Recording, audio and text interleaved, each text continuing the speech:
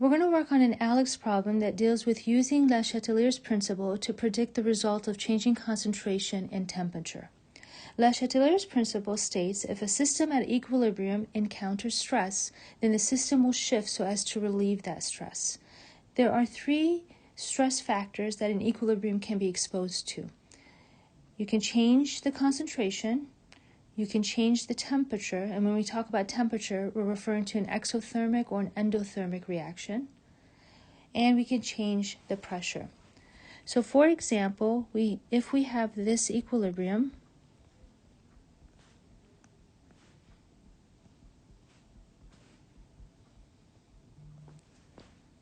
and we expose it to stress, then the equilibrium will shift in the opposite direction.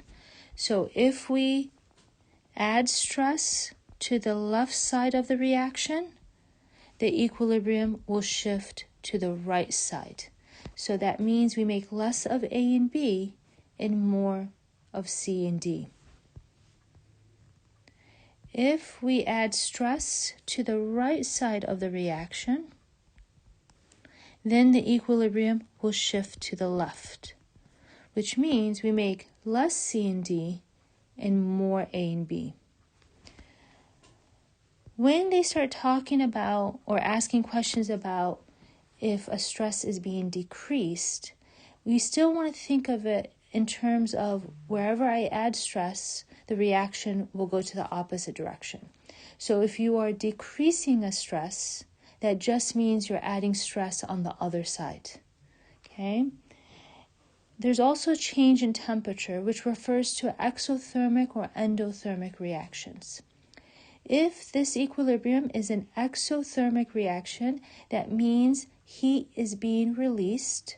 And if heat is being released, I can think of that in terms of heat being on the product side. So if I increase temperature, that just means I'm adding stress to the right side of the reaction in an exothermic reaction, and the equilibrium shifts to the left, which means I make less of C and D and more of A and B.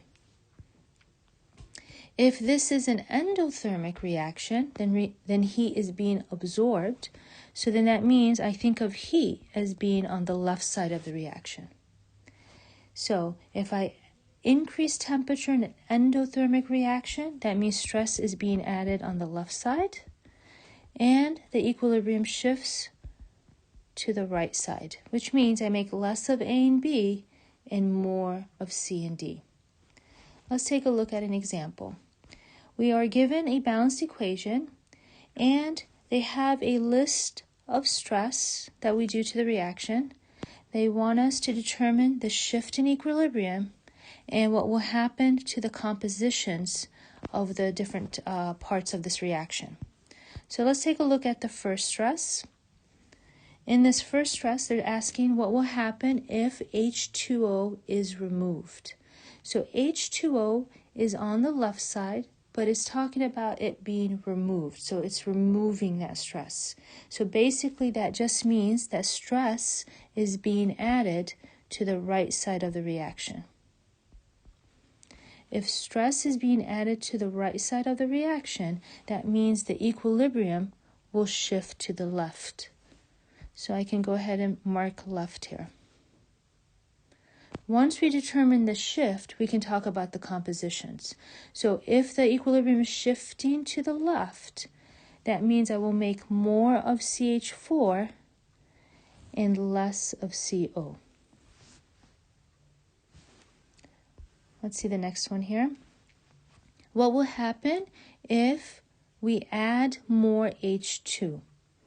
Adding stress is what we want. So we can determine if we add stress, the equilibrium will shift in the opposite direction. So H2 is on the right side. So I'm adding stress to the right side. That means the equilibrium will shift to the left. So I can go ahead and mark left. If it shifts to the left, that means I'm making more CH4 and more H2O. Let's take a look at another example. Here I have a balanced equation. Again, they've given me a list of stress They want to know the shift in equilibrium and the change in composition. So in this first part, it's asking what will happen if C2H2 is added. So that means I'm going to add stress to the wherever C2H2 is. So that's on the left side. And the equilibrium will shift to the right. If stress is added to the left, equilibrium will shift to the right.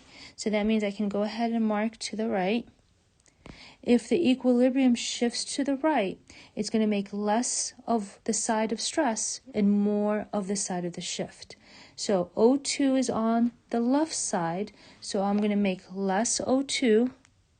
CO2 is on the right side, so I'm going to make more CO2. Okay, let's see what happens if H2O is removed. H2O is on the right side, but it's being removed. So we need to think of it in terms of stress being added to the left side. If stress is being added to the left side, the equilibrium will shift to the right. So we can go ahead and mark right. If the equilibrium is shifting to the right, that means we're going to make less C2H2 and less O2. So think of it, I add stress, I shift in the opposite direction. Let's take a look at another example. This is a balanced equation, but in this example, they tell us that it is exothermic. So exothermic means that the reaction releases heat. So I'm going to go ahead and remind myself and put heat on the product side. Okay, let's think of our stress here. It's asking what will happen if the temperature is raised. So heat is on the right side, so I'm adding stress on the right side. That means the equilibrium will shift to the left. So I can go ahead and mark that down. If the equilibrium shifts to the left, that means I'm going to make less of CHCl3. Let's take a look at the other stress. It's asking what will happen if the temperature is lowered. Heat is on the right side, and I'm only thinking of this in terms of adding stress. So if I am decreasing my temperature, that just means that I'm adding stress on the left side. And if I add stress on the left side, that means the reaction goes towards the right. So reaction will shift to the right. And if it shifts to the right, that means I'm making less of CH4. Let's take a look at another example. I have a balanced equation, and this reaction is endothermic. So endothermic means heat is being absorbed. So I'm going to think of heat being on the right side, the left side, I mean. Okay. If temperature is being raised, if I'm adding stress, that means I'm adding stress on the left side.